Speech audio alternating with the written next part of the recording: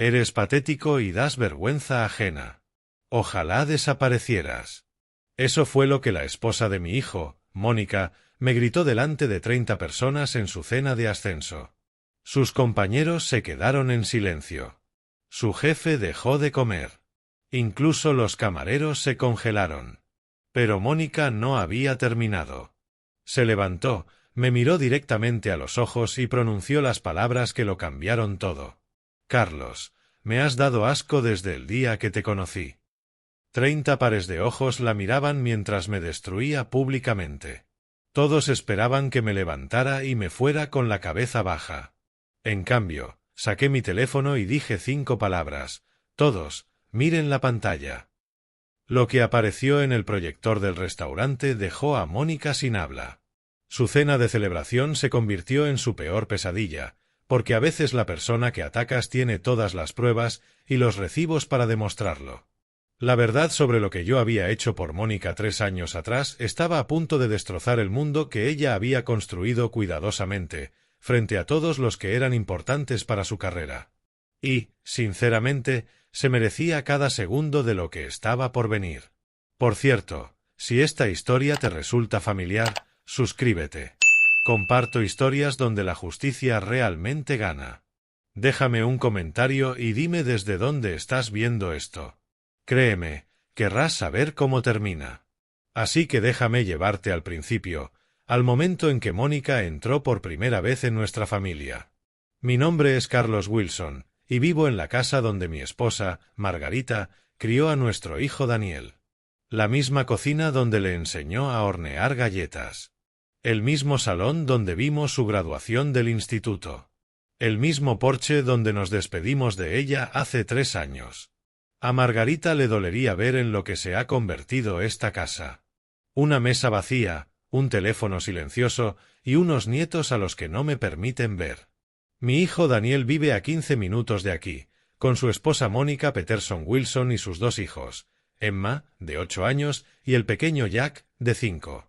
Solía verlos todos los domingos. Les leía cuentos antes de dormir cuando sus padres salían. Era el abuelo Charlie que arreglaba sus bicicletas y les enseñaba juegos de cartas. Ahora soy el abuelo que ya no se lleva bien con los niños. Esa fue la frase de Mónica. Empezó a usarla unos 6 meses después del funeral de Margarita, justo cuando, según ella, yo empecé a tener problemas de dinero. Carlos ya no es bueno con los niños, le decía a Daniel cada vez que yo pedía cuidar de ellos. Se confunde fácilmente. No es seguro. ¿Confundido? A mis 73 años, sigo cuadrando mi chequera hasta el último centavo y resolviendo crucigramas con bolígrafo. Pero Mónica necesitaba una excusa para alejarme de mis nietos. Así que, de repente, yo estaba deteriorándome. El aislamiento empezó poco a poco. Las cenas de los domingos pasaron a ser cada 2 semanas, luego una vez al mes, cuando no estemos muy ocupados, y después, nada. Papá, Mónica cree que quizás sea mejor si no vienes a la obra escolar de Emma, decía Daniel, con voz tensa. ¿Sabes cómo te emocionas con esas cosas? ¿Emocional? Lloré durante el primer solo de mi nieta porque Margarita debería haber estado allí para verlo. Eso me convirtió en no apto para apariciones públicas. Las llamadas a casa iban directo al buzón. Cuando llamaba al móvil de Daniel, contestaba Mónica. Carlos, los niños están haciendo los deberes. Carlos, estamos pasando una noche tranquila en familia. Carlos, tal vez podrías llamar la próxima semana. Esa próxima semana nunca llegó. La humillación económica fue más sutil, pero constante. Cada conversación incluía recordatorios de mi situación reducida. Papá, quizá no deberías comprar regalos de Navidad este año, me dijo Daniel en diciembre. Mónica piensa que da un mal ejemplo gastar dinero que no tienes. Había comprado a cada nieto un libro de $20 en una librería de segunda mano. Mónica los devolvió. Carlos, apreciamos el detalle, pero los niños ya tienen suficientes libros. Tal vez deberías ahorrar para cosas que realmente necesites. ¿Cosas que realmente necesitaba? como dignidad, como respeto, como una relación con mis nietos. Pero lo que Mónica Peterson Wilson no sabía era que yo recordaba perfectamente por qué había pasado de ser un viudo cómodo a un jubilado con dificultades. Recordaba cada dólar que gasté para evitar que ella fuera a prisión federal. Cada bien que vendí para contratar al equipo legal que salvó su carrera. Y también recordaba por qué lo hice. No fue por Mónica. Apenas la conocía cuando se metió en problemas. Lo hice por Daniel, porque mi hijo amaba a esa mujer, y si ella iba a prisión 15 años, eso lo destruiría. Lo hice por Emma y Jack, porque ningún niño debería crecer visitando a su madre entre rejas. Sacrifiqué mi seguridad financiera para proteger a mi familia de una verdad que los habría destrozado. Pero Mónica convirtió ese sacrificio en prueba de mi fracaso. Convenció a Daniel de que mi pobreza repentina demostraba que era irresponsable, poco fiable e incapaz de cuidar de sus hijos. Durante 3 años me mantuve en silencio. Cada insulto, cada exclusión, cada humillación, la soporté porque creía que proteger el matrimonio de mi hijo valía más que proteger mi reputación. Me equivoqué. Esa noche, Mónica iba a descubrir que Carlos Wilson guarda registros impecables. Y que un hombre que ya lo ha perdido todo, no tiene nada más que perder. Vivir con la pensión en una casa para 2 personas no es solo un asunto de dinero. Es cuestión de ecos. La taza de café de Margarita sigue en el armario. Sus gafas de lectura aún están en la mesita de noche. El reloj de péndulo que daba cuerda cada domingo sigue marcando las horas, pero ya no hay nadie para escucharlo. $1.800 al mes suena manejable hasta que sumas los impuestos de una casa que compramos hace 40 años, en lo que ahora es un barrio caro. Agrega los suplementos médicos, los copagos de las recetas y la calefacción de una casa de 3 habitaciones construida en 1963, y no queda mucho para lujos como el orgullo. Mónica se encargó de recordarme mi situación. Carlos, eres rico en ladrillos pero pobre en efectivo, anunció en una de las pocas reuniones familiares a las que todavía me invitaban. Deberías vender esa casa enorme y mudarte a un lugar más adecuado a tus ingresos. Adecuado quería decir barato. Y barato quería decir lejos de Daniel y los niños.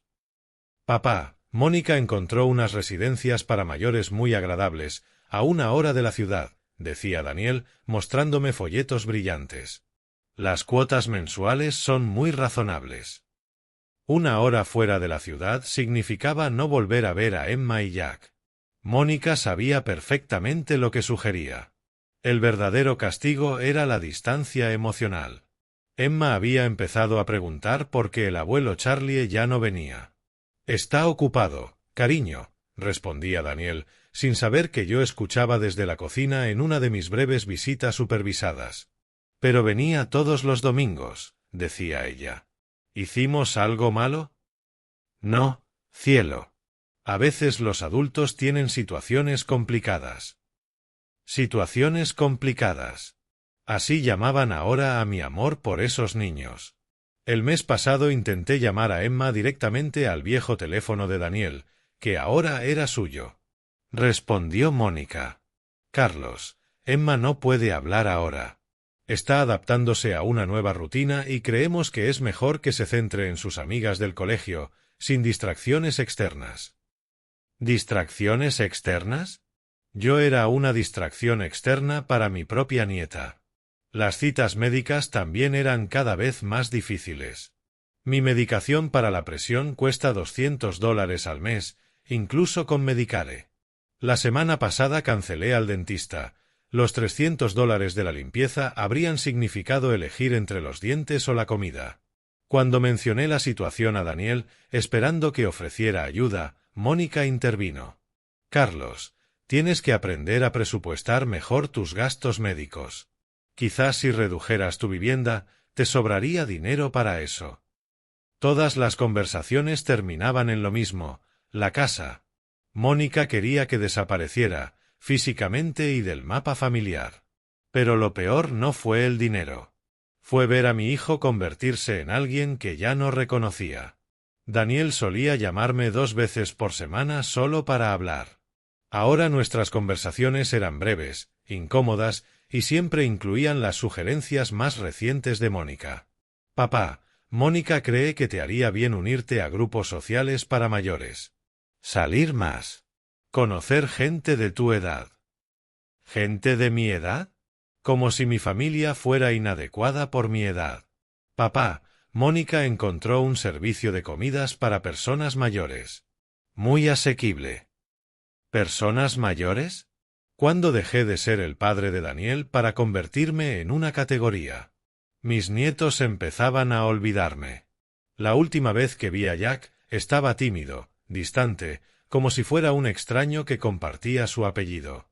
Emma le preguntó a Daniel si estaba enfermo, porque el abuelo Charlie parecía triste todo el tiempo. Y tenía razón. Estaba de luto. No solo por Margarita, sino por la familia que creí haber construido. Las cenas, los cuentos, la idea de que el amor bastaba para mantenernos unidos. Mónica me había borrado de mi propia familia, usando mi sacrificio financiero como prueba de que merecía ser borrado. Esta noche, eso iba a cambiar. Porque un hombre que ya perdió a su esposa, su estabilidad y a sus nietos, llega a un punto en que la verdad es lo único que le queda por proteger. La invitación vino, como no, de Daniel. Mónica nunca me hablaba directamente, salvo para imponerme algo. Papá, Mónica quiere hacer una cena familiar el domingo por la noche, me dijo durante una llamada.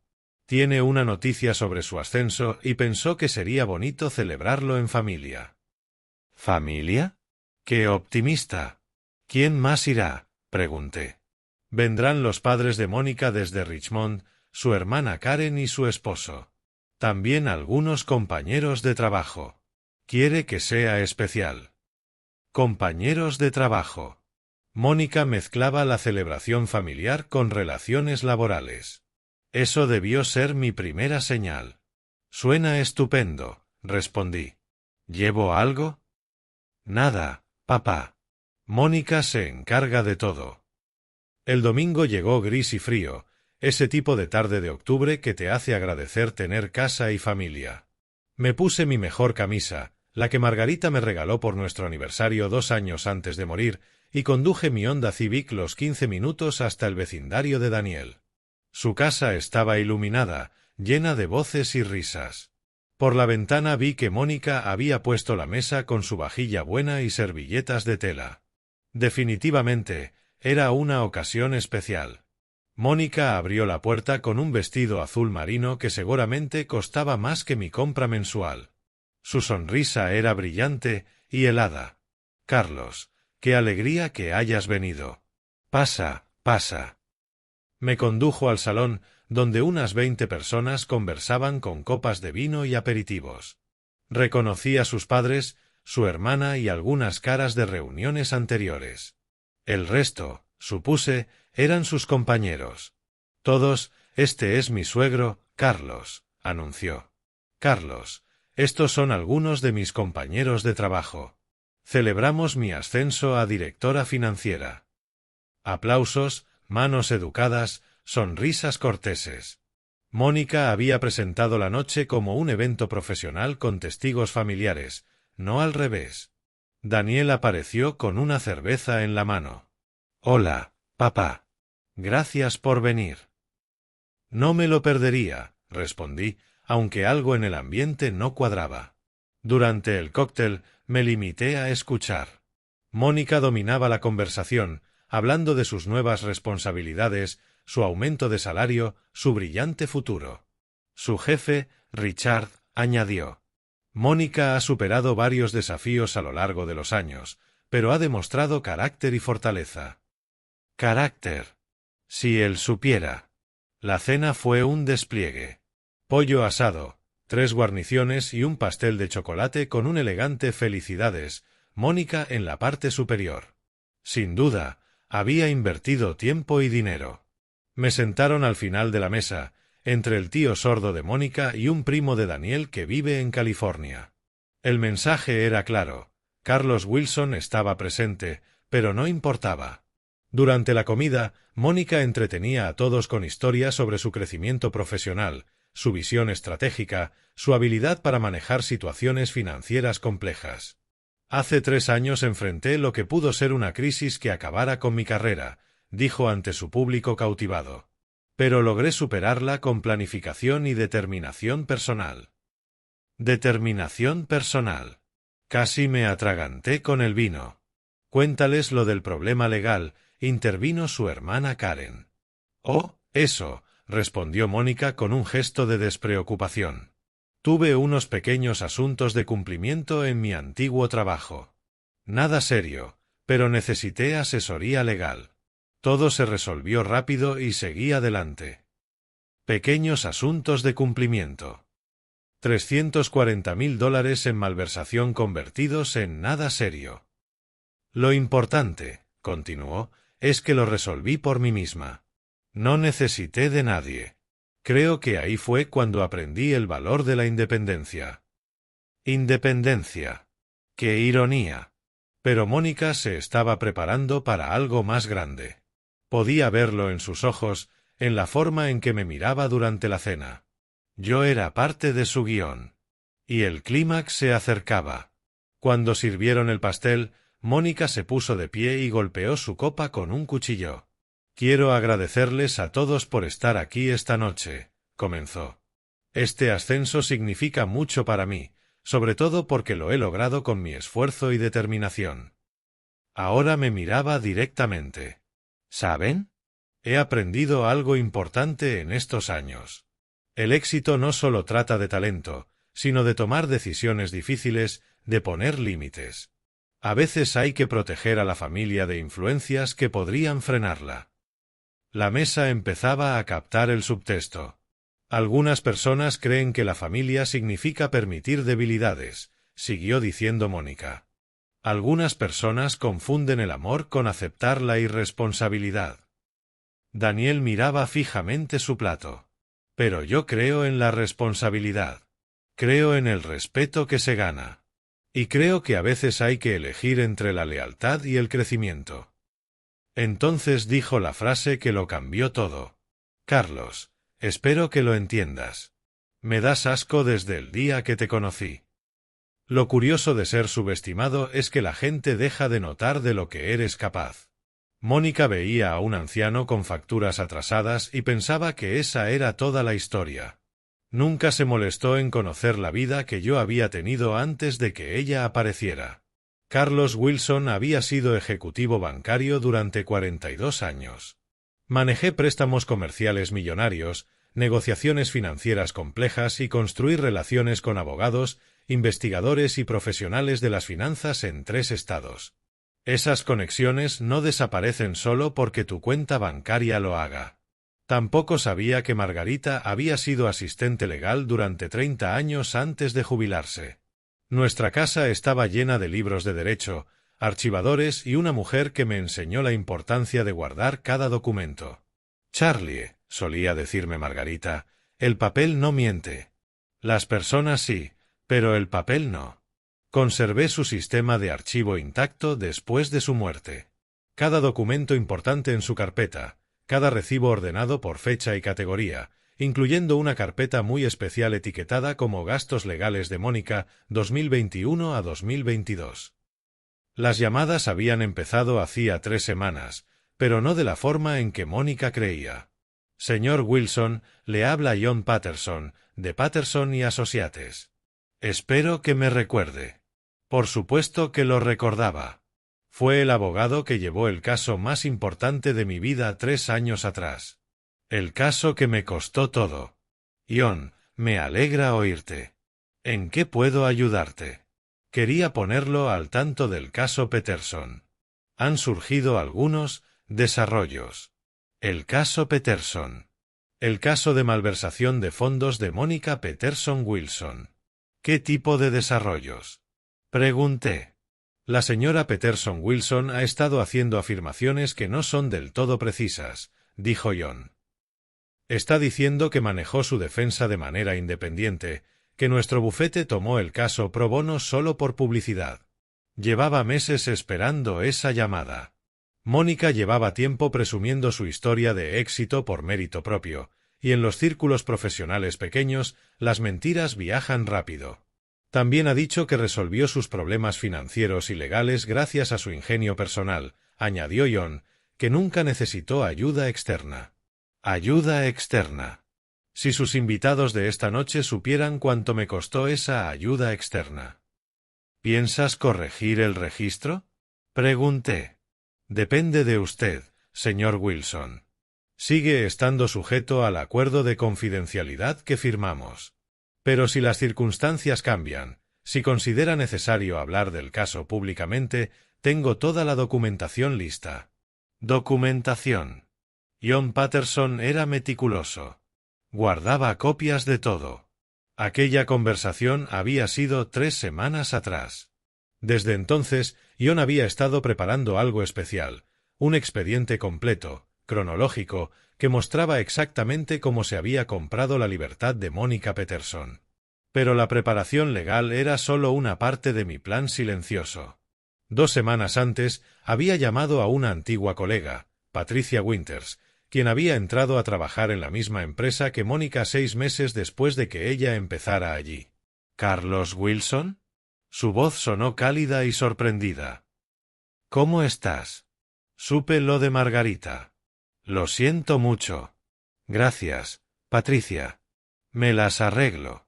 Escucha, quería preguntarte por alguien, Mónica Peterson Wilson. ¿Trabaja en tu departamento? ¿Mónica? Sí, claro. Es interesante, muy segura de sí misma, siempre hablando de cómo superó unos problemas legales hace unos años. ¿Y qué dice exactamente de esos problemas? Es algo vaga, pero da a entender que lo manejó sola, que tuvo una estrategia brillante y resolvió todo por su cuenta. ¿Por qué lo preguntas? Solo curiosidad. Ya sabes, el mundo financiero es pequeño. Pero Patricia era perspicaz. Carlos, suenas como si supieras algo sobre Mónica que yo no. Digamos que su versión de los hechos podría estar incompleta. La noche antes de la cena de Mónica, John Patterson me llamó una última vez. Señor Wilson, ¿está seguro de esto? Una vez que revelemos esta información, no habrá vuelta atrás. Estaba sentado en la silla de Margarita, mirando el rincón vacío donde mi nieta solía construir fuertes de cojines.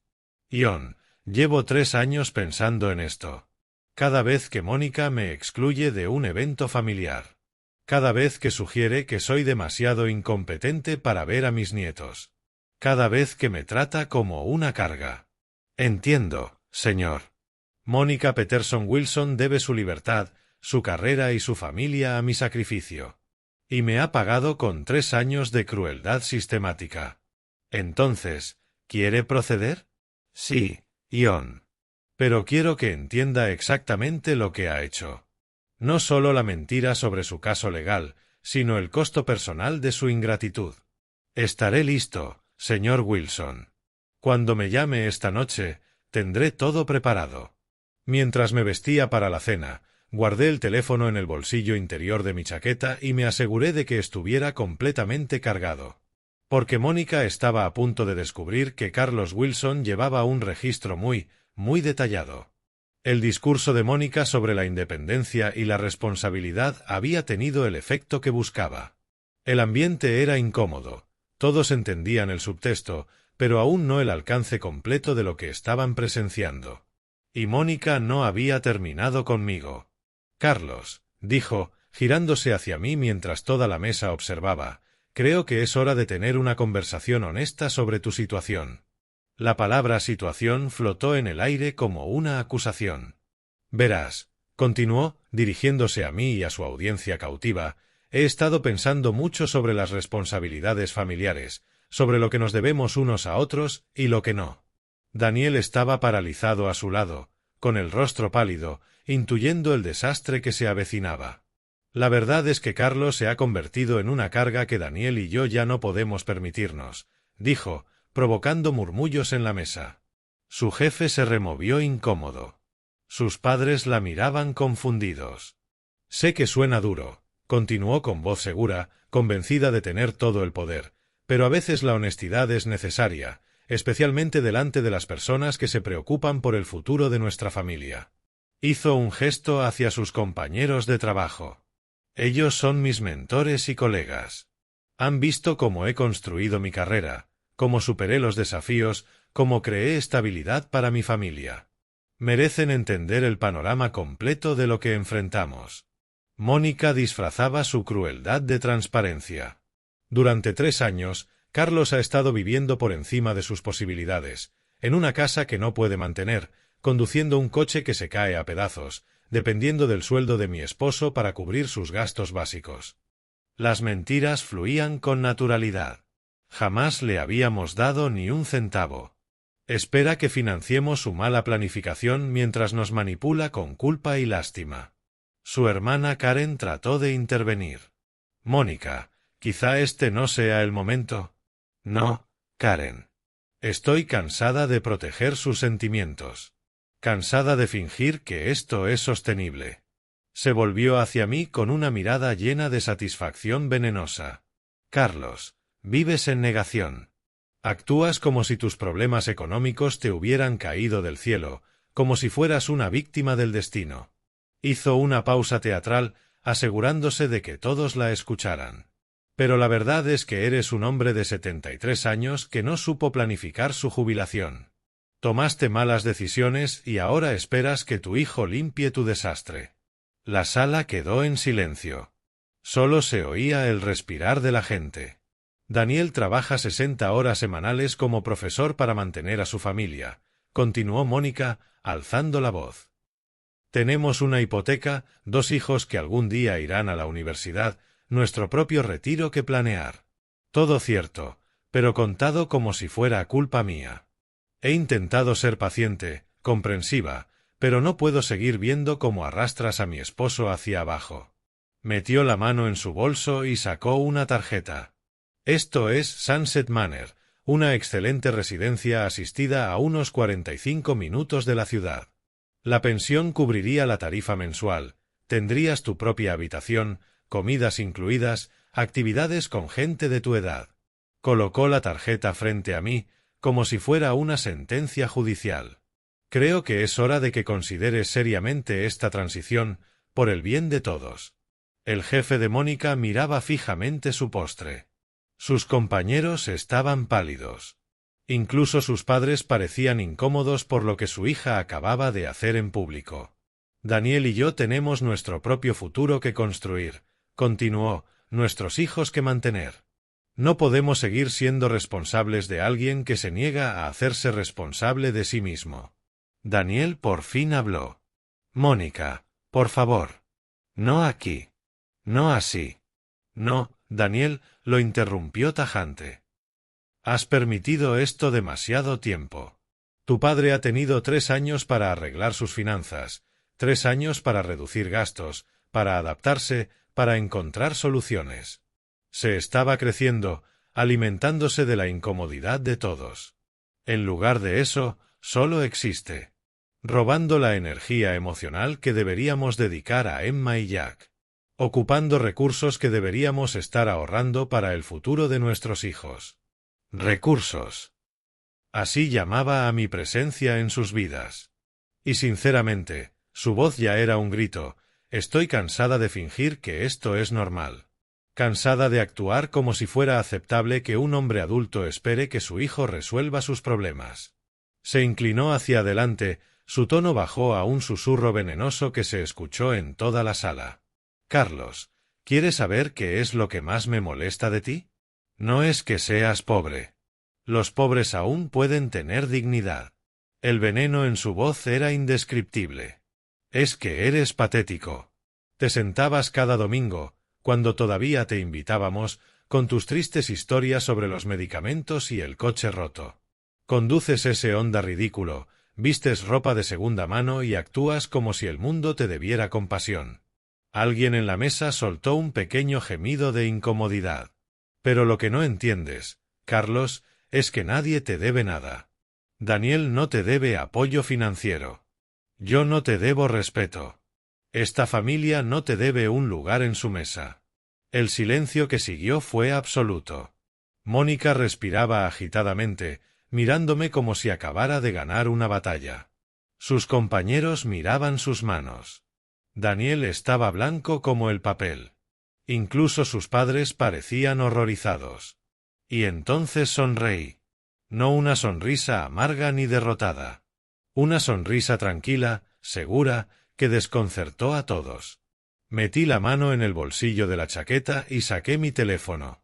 «Mónica», dije en voz baja, «Clara, eso fue toda una actuación». Ella frunció el ceño, confundida por mi reacción. En especial me gustó la parte sobre hacerse responsable de los propios actos. Continué, sobre no depender de otros para resolver los problemas. Levanté el teléfono. Creo que todos aquí estarían muy interesados en aprender sobre responsabilidad e independencia. La expresión confiada de Mónica empezó a desmoronarse.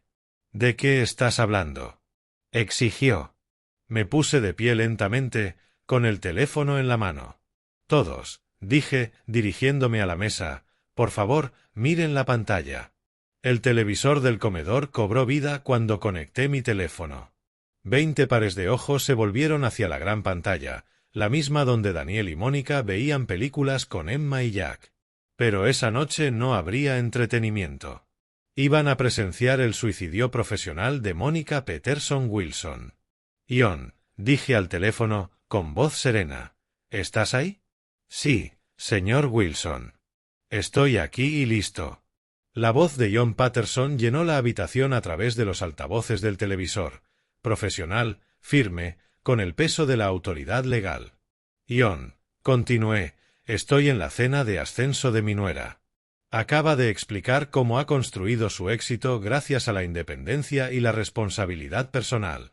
Mónica se quedó rígida. El color abandonaba su rostro mientras comprendía lo que estaba a punto de pasar. «También ha insinuado que soy una carga que quita recursos a su familia», dije, sin aportar nada a cambio. «Entiendo», respondió Ion.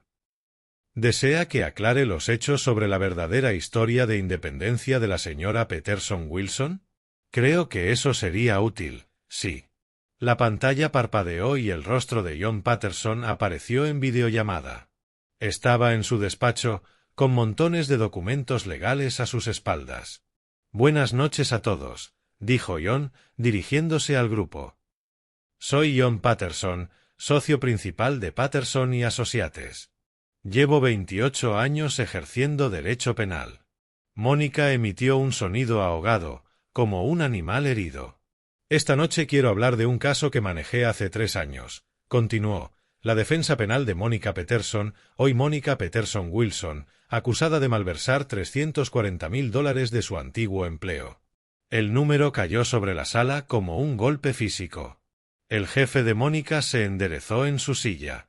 Sus colegas se miraron entre sí, confundidos, alarmados.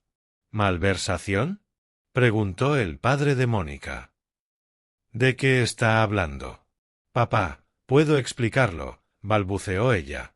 «La señora Peterson Wilson», interrumpió Ion, «ha estado diciendo que su defensa fue gratuita, que nuestro bufete tomó el caso sin cobrar y que resolvió sus problemas legales por sus propios medios». El tono de Ion dejaba claro lo que opinaba de esas afirmaciones. «Eso es categóricamente falso». El primer documento apareció en la pantalla. Un acuerdo de servicios entre Patterson y Associates y Carlos Wilson, fechado el 15 de marzo de 2021. La tabla de honorarios mostraba $850 por hora por los servicios de Ion. La defensa legal de la señora Peterson Wilson fue pagada íntegramente por Carlos Wilson, continuó Ion con tono neutro. Costo total, $920.000. Pagados a lo largo de 8 meses durante 2021 y principios de 2022. El jefe de Mónica la miraba ahora, con el gesto pasando de la confusión a la alarma. «El caso era complejo», explicó Ion. «La señora Peterson Wilson malversó fondos de forma sistemática mediante pagos fraudulentos a proveedores durante un periodo de 8 meses. Enfrentaba cargos federales con una posible condena de 12 a 15 años en prisión federal». Más documentos desfilaron en la pantalla. informes de investigación del FBI, registros bancarios que mostraban las transacciones fraudulentas, documentos federales de acusación. John, dije, ¿podrías explicar cómo pudo el señor Wilson costear esos honorarios? Por supuesto. Apareció otro documento. Contrato de compraventa de vivienda. El señor Wilson vendió la casa familiar para pagar la defensa de la señora Peterson Wilson. Precio de venta, $680,000. Daniel miraba la pantalla, petrificado. «Papá, ¿vendiste la casa?» «Espera», dije. «Hay más». Más documentos. Liquidación de un plan de jubilación por $25,000. Venta de cartera de inversión por $145,000. Préstamo personal contra los bienes restantes por $95,000. El señor Wilson liquidó todos sus ahorros de jubilación, su cartera de inversiones y contrajo un préstamo contra sus activos restantes para financiar la defensa de la señora Peterson Wilson, concluyó John con precisión profesional. Mónica negaba con la cabeza, con lágrimas empezando a asomar. El resultado, prosiguió John, fue un acuerdo de conformidad que desembocó en libertad condicional, servicio comunitario y pagos de restitución en lugar de prisión federal. La señora Peterson Wilson no pasó ni un solo día en la cárcel. Hizo una pausa para que la información calara. Ese resultado solo fue posible gracias a la estrategia de defensa integral que permitió el sacrificio financiero del señor Wilson. La colega de Mónica, Patricia, se inclinó hacia adelante, estudiando los documentos. «Mónica, ¿es esto verdad?» «John», dije, ¿podrías explicar el acuerdo de confidencialidad?» «Desde luego». El señor Wilson insistió en una confidencialidad total respecto a su implicación en el caso. Solicitó expresamente que la señora Peterson Wilson no fuera informada de quién estaba financiando su defensa. ¿Por qué era importante para él? El señor Wilson consideraba que la señora Peterson Wilson debía concentrarse en su situación legal sin sentirse en deuda con él. También quería proteger a su hijo Daniel del estrés de saber que su esposa enfrentaba prisión federal. Daniel emitió un sonido ahogado. «Papá, ¿hiciste esto para protegerme y a los niños?» «Sí», respondí en voz baja. No podía permitir que Emma y Jack crecieran visitando a su madre en una prisión federal. La sala estaba en silencio absoluto, salvo por el sollozo quedo de Mónica. «John, una cosa más», dije. ¿Podrías referirte a las afirmaciones recientes de la señora Peterson Wilson sobre haber manejado la situación por sí sola? La expresión de John se endureció ligeramente. La señora Peterson Wilson ha estado diciendo que resolvió sus problemas legales con sus propios recursos e ingenio, que nunca necesitó ayuda externa. Apareció otro documento, las pautas de sentencia originales de Mónica, que indicaban de 12 a 15 años de prisión federal. El acuerdo que evitó la prisión fue resultado directo del sacrificio de todos los ahorros de vida del señor Wilson, dijo John. Sin su intervención económica, la habría representado un defensor público sobrecargado y, casi con seguridad, habría cumplido una pena de prisión significativa. La pantalla mostró un último documento, mi extracto bancario actual, saldo de $1,247. «Señoras y señores», dijo John, dirigiéndose a la sala, «acaban de presenciar a una mujer humillando públicamente al hombre que lo sacrificó todo para salvarla de la prisión federal». Mónica lloraba abiertamente ahora, con el maquillaje corriéndose. «John», dije, «gracias por aclarar los hechos». «Un placer, señor Wilson. El expediente completo permanecerá disponible por si alguien necesita verificarlo». La llamada terminó. La pantalla quedó en negro. El silencio que siguió fue como nada que hubiera vivido. 20 personas intentando procesar lo que acababan de conocer. Mónica Peterson Wilson, el ejemplo de éxito hecho a sí mismo que acababa de dar una lección sobre independencia y responsabilidad, había sido salvada de la cárcel por el hombre al que llamó carga patética. Pero aquello era solo el comienzo de la educación de Mónica sobre las consecuencias. Ahora todos en esa habitación sabían la verdad sobre su pasado, su carácter y su capacidad de gratitud.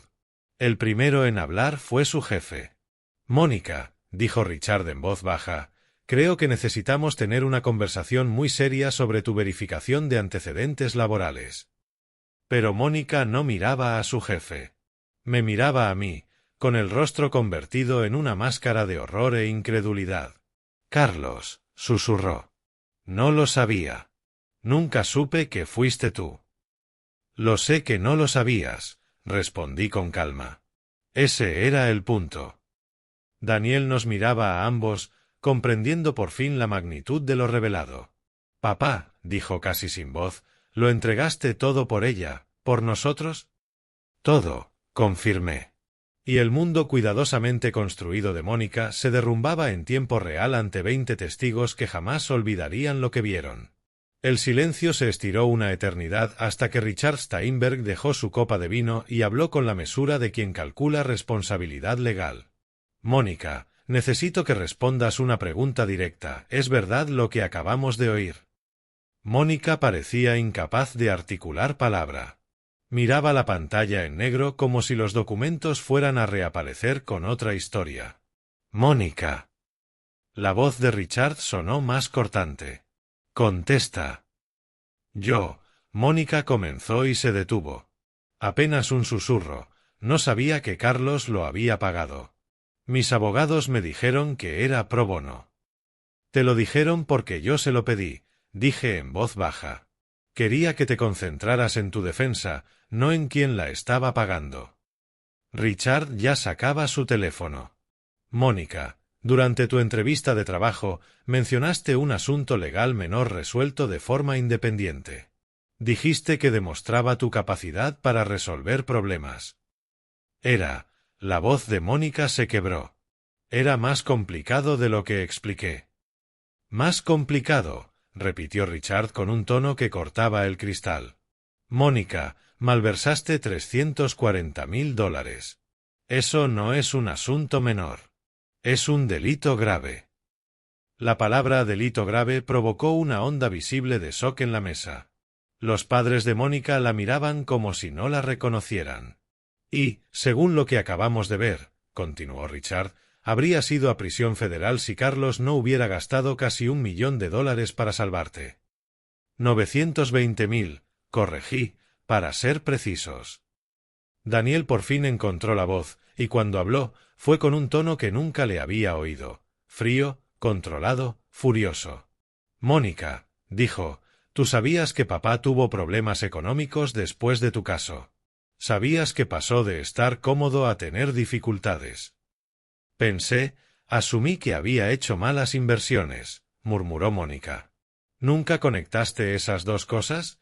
¿Que tus problemas legales terminaran y que empezaran los problemas de dinero de mi padre? Él nunca dijo nada de ayudarme. Porque no es el tipo de hombre que usa sus buenas acciones como arma, intervino una voz al otro lado de la mesa. Todos se volvieron. Era Patricia Winters. ¿Patricia? Preguntó Richard. Señor Wilson, dijo Patricia, mirándome con algo parecido a la admiración, usted llevó mi hipoteca en 2019 en First National Bank. Personalmente se aseguró de que el préstamo saliera adelante cuando otros 3 bancos me habían rechazado. Se volvió hacia la mesa. Este hombre tiene reputación en los círculos financieros. Era conocido por ayudar en silencio, sin esperar reconocimiento. Miró a Mónica con abierto desprecio. Y tú lo llamaste patético. Pero yo aún no había terminado.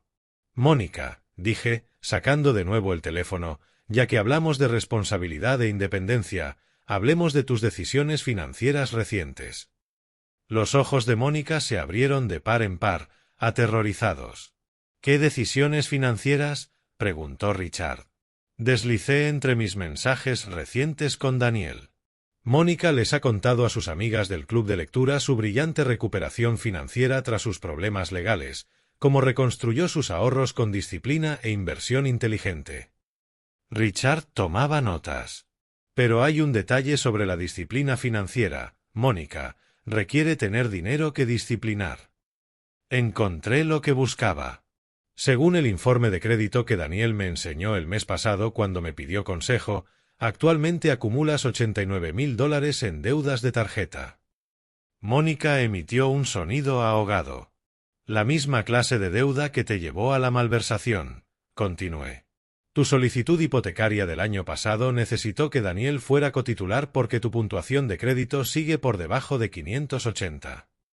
Richard Steinberg escribía frenéticamente. Y esa cuenta de ahorros de la que presumes, las inversiones, la estabilidad, hice una pausa. Mónica, vuestra cuenta de ahorros conjunta contiene $1,400. Lo sé porque Daniel me mostró los extractos cuando me pidió consejo sobre tus hábitos de gasto. El rostro de Daniel palideció. Papá, yo no quería que... Está bien, hijo. Pero aquí viene lo interesante. Mónica gana $95,000 al año, y aún así, tras deudas y gastos, le queda casi nada. Y mientras me llama carga financiera, en secreto te pide dinero para cubrir los mínimos de sus tarjetas. La realidad matemática era fea e innegable. El mes pasado Mónica le pidió a Daniel $3,200 para cubrir sus pagos de deuda. Seguí. Daniel sacó ese dinero del salario de profesor para ayudar a su esposa, y luego me dijo que no podía invitarme a cenar por mi cumpleaños porque estaban justos. La crueldad de esa revelación golpeó a la sala como un mazazo. En resumen, dije alzando la voz para dirigirme a todos, Mónica Peterson Wilson lleva 3 años llamándome carga financiera mientras oculta su propia catástrofe económica. Se ha vendido como hecha a sí misma mientras debe su libertad a mi sacrificio. Ha dado lecciones de responsabilidad mientras depende de mi hijo para cubrir sus deudas. Richard cerró su cuaderno. Mónica, dijo, con voz mortalmente serena, te quiero en mi despacho a las 8 en punto de la mañana del lunes. Necesitamos revisar por completo tu expediente laboral, tu verificación de antecedentes y tus relaciones con clientes. Richard, por favor. No la cortó. Mentiste en el proceso de contratación sobre la naturaleza de tus problemas legales. Has falseado tu situación financiera ante colegas y a la vista de esta noche, tu criterio y tu carácter están fundamentalmente comprometidos. La carrera de Mónica implosionaba en tiempo real. Pero las consecuencias familiares eran aún más devastadoras. Sus padres cuchicheaban con urgencia. Su hermana Karen miraba el teléfono, probablemente calculando cómo tomar distancia. Y Daniel, mi hijo, que llevaba 3 años eligiendo a su esposa por encima de su padre, habló por fin con la voz de alguien que llegó a su límite. Mónica, dijo, con palabras medidas y definitivas, le debes a mi padre una disculpa. Una disculpa pública. Ahora. Daniel, no. Acabas de humillar al hombre que te salvó de la prisión federal. Lo llamaste patético delante de 20 personas.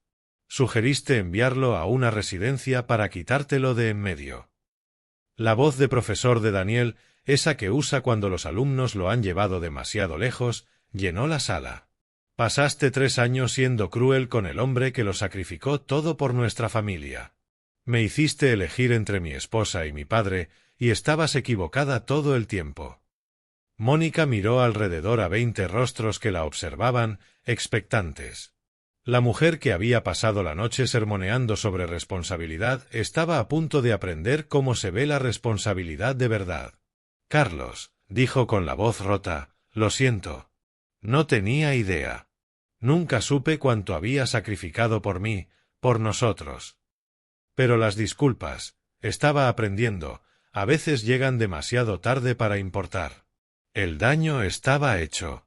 La reputación profesional de Mónica estaba destruida. Sus relaciones familiares, hechas trizas. Su matrimonio, probablemente terminado. Y todo se habría evitado si simplemente me hubiera tratado con decencia humana básica. La justicia, me di cuenta, a veces tarda 3 años en llegar, pero cuando llega, es minuciosa. La disculpa, cuando por fin salió, fue tan dura de ver como su ataque lo había sido de soportar. Carlos, repitió entre lágrimas, lo siento. Lo siento muchísimo. No sabía lo que habías hecho por mí, por nuestra familia. Las palabras resonaron en el comedor silencioso, pero sonaron huecas, 3 años tarde y con 20 testigos de más. No entiendo por qué no me lo dijiste, continuó, mirando alrededor desesperada. ¿Por qué nadie me lo dijo? Porque quería ver quién eras de verdad, respondí con sencillez. Sin sentirte obligada conmigo. La implicación cayó como una sentencia. Mónica había fallado ese examen de forma estrepitosa. Richard Steinberg ya hacía llamadas en la esquina, con voz baja pero urgente. Alcancé a oír fragmentos, inconsistencias en la verificación, confianza de clientes, revisión inmediata. La vida profesional de Mónica se deshilachaba en tiempo real. Mónica, dijo Patricia en voz baja, entiendes que la mitad de la gente en esta sala trabaja con clientes que nos confían su información financiera, ¿verdad? El rostro de Mónica palideció aún más. ¿Cómo les explicamos que su directora financiera es una malversadora que mintió sobre sus antecedentes?, añadió otra colega. No fui condenada, susurró Mónica, desesperada. Firmaste un acuerdo porque Carlos Wilson pagó tu defensa, dijo Daniel, con una claridad recién descubierta. Habría sido condenada y encarcelada si no hubiera sido por él. La mesa se volvía contra Mónica a toda velocidad. Sus colegas ya pensaban en protegerse, calculando mentalmente cómo distanciarse de alguien que se había vuelto un riesgo. Pero lo personal era aún más devastador. Daniel miraba a su esposa como si la viera por primera vez. «De verdad, Mónica», dijo despacio. «Durante 3 años has sido cruel con mi padre. Lo excluiste de la vida de nuestros hijos. Lo humillaste. Me hiciste elegir entre tú y él». Mónica intentó tomarle la mano, pero él la apartó. Y todo ese tiempo él era la razón por la que no estabas en prisión federal. Daniel, yo no sabía. Pero sabías que tu comportamiento estaba mal, la cortó Daniel. Sabías que estabas siendo cruel. Sabías que lo herías. Simplemente no te importó, porque pensabas que él no podía detenerte. La verdad de esa frase cubrió la sala como una mortaja. Mónica había sido cruel, no por ignorar mi sacrificio, sino porque creía que podía salirse con la suya. Sus padres susurraban con urgencia. El padre calculaba responsabilidad, la madre parecía pensar cómo explicarlo a sus amistades en Richmond. «Mónica, querida», dijo por fin su madre, «necesitamos hablar en privado pronto». Incluso su familia empezaba a alejarse. El efecto dominó comenzaba. Richard Steinberg regresó de sus llamadas con noticias sombrías. «Mónica, hablé con Legal y Recursos Humanos. Tendremos que auditar por completo tus expedientes de clientes y tus declaraciones financieras. Quedará suspendida de empleo y sueldo mientras dure la investigación». «Richard, por favor». «No es negociable. Mentiste sobre tus antecedentes penales en el proceso de contratación. Eso basta para un despido inmediato, más allá de tu desempeño. Y tu desempeño también habrá que revisarlo», añadió. «Revisaremos todas tus interacciones con clientes. Si alguno descubre que su asesora financiera tiene un historial de malversación, aunque los registros estén sellados, enfrentaremos un riesgo legal significativo». La carrera de Mónica no solo terminaba, se convertía en un pasivo para todos los que confiaron en ella. Patricia ya fotografiaba la pantalla de su móvil, documentando lo presenciado. En pocas horas, la historia circularía por las redes profesionales. «Mónica», dijo Patricia, «entiende que tendré que reportarlo al colegio estatal. Los profesionales financieros deben declarar historiales penales, incluso si están sellados». Las licencias profesionales de Mónica estaban en peligro. Pero quizá lo más revelador fue cómo me trató Daniel. Por primera vez en 3 años, mi hijo me ayudó con el abrigo. Me acompañó al coche. Me preguntó si necesitaba algo. «Papá», dijo cuando estábamos en su entrada, «no sé cómo disculparme por lo que he permitido». «No necesitas disculparte, hijo». «Sí, necesito». Elegí su comodidad sobre tu dignidad. Me quedé de brazos cruzados mientras mi esposa humillaba a mi padre. Me avergüenza el hombre en que me convertí. El respeto que Mónica había destruido se estaba reconstruyendo en tiempo real. Mientras conducía a casa por calles silenciosas, mi teléfono ya sonaba. La noticia corría más rápido de lo que esperaba. La primera llamada fue de Emma. Abuelo Charlie. Su vocecita de 8 años sonaba confundida pero esperanzada. Papá dice que vas a venir a mi partido de fútbol el sábado, ¿es verdad? Sí, cielo, respondí con la voz espesa de emoción. Allí estaré. La segunda llamada fue de Jack. Abuelo, papá dice que podemos volver a hacer pijamadas. ¿Podemos construir fuertes de almohadas? Podemos construir el fuerte de almohadas más grande que hayas visto. La tercera llamada fue de John Patterson. Señor Wilson, espero que esté satisfecho con el resultado de esta noche. Lo estoy, John. Gracias. ¿Se arrepiente de algo? ¿Del sacrificio? Lo pensé mientras entraba en mi entrada vacía. No, John. No me arrepiento de salvar a alguien de la cárcel. Me arrepiento de que no aprendiera nada de haber sido salvada. Mónica Peterson Wilson había pasado 3 años dando por sentado mi sacrificio. Ahora pasaría el resto de su vida pagando ese error. La mañana del lunes trajo llamadas que no esperaba. La primera fue de Richard Steinberg. Señor Wilson, perdone la hora. Quería hablar personalmente sobre lo de anoche. Por supuesto, Richard. Señor, pasé el fin de semana revisando el expediente laboral de Mónica y su cartera de clientes. La situación es compleja. Necesitaremos una auditoría completa y, siendo franco, quizá enfrentemos reclamaciones legales de clientes que se sientan engañados. Lo entiendo. Señor Wilson, también quería ofrecerle algo. A nuestro despacho le vendría bien alguien con su integridad y experiencia. Consultoría a tiempo parcial, relaciones con clientes, asuntos financieros sensibles, alguien que entienda la importancia de la verdad en este negocio. Una oferta de trabajo. No lo vi venir. La remuneración sería competitiva y, francamente, después de lo que presencié anoche, creo que nuestros clientes se beneficiarían de trabajar con alguien de su carácter. La segunda llamada fue de Daniel. Papá, ¿puedes venir? Mónica quiere hablar contigo. Tiene algo que darte. Cuando llegué a su casa, Mónica me esperaba en la sala con una carpeta manila y lo que parecía ser un documento legal. Tenía el aspecto de quien no ha dormido en días. Carlos, dijo con la voz apagada. He estado pensando todo el fin de semana en cómo enmendar esto. Esperé. Primero, quiero que sepas que ahora lo entiendo. Entiendo lo que sacrificaste por mí, por Daniel, por Emma y Jack. Abrió la carpeta y sacó un fajo de papeles. Esto es un pagaré por $920,000 más intereses calculados a tasas actuales. Sé que no podré devolverlo rápido, pero puedo devolverlo.